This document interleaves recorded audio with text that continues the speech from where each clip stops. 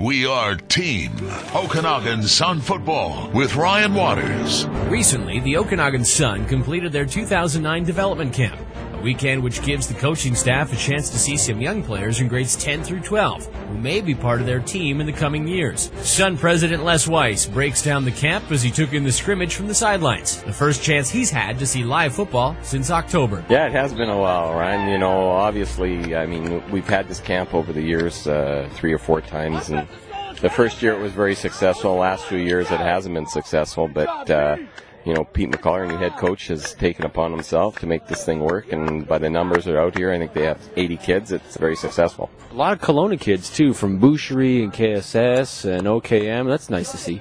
Well, yeah, and I think that's obviously the backbone of our football program now is the local high schools, and I think obviously having Pete more involved with the other coaches, and not just that, is bringing the other coaches down here and getting them involved in the camp, I think, is rather than just an Okanagan Sun camp, having all the high schools participating in it is obviously why the success of it this year. Over the weekend, the new head coach for the Sun, Pete McCall, had a chance to get on the field and get his hands dirty for the first time this season. He says the development camp was a huge success. Well, mission accomplished. From the outset, we wanted to have an intense camp. We wanted 80 guys out here, and we wanted to work together as a coaching staff, and we checked all those things off. This was exactly like we had planned it, and we definitely saw some talented high school level kids, and we worked well as a coaching staff. So lots of positives coming out of this camp this weekend for sure. You mentioned one of the things on the checklist was the coaching staff. First time you guys have got together actually on the field and coached. Your thoughts?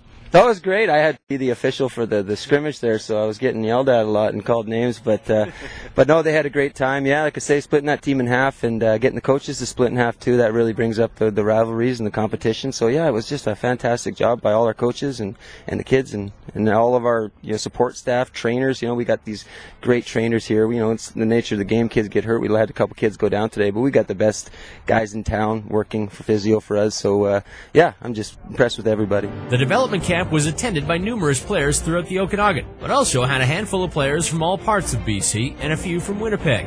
Recruiting trips taken by coaches and management have paid dividends in the past. Case in point, Winnipeg native Dan Turek, who was last season's BCFC Rookie of the Year. Defensive coordinator Jason Casey was part of those recruiting trips and gets a chance to see those players in action. Yeah, there are.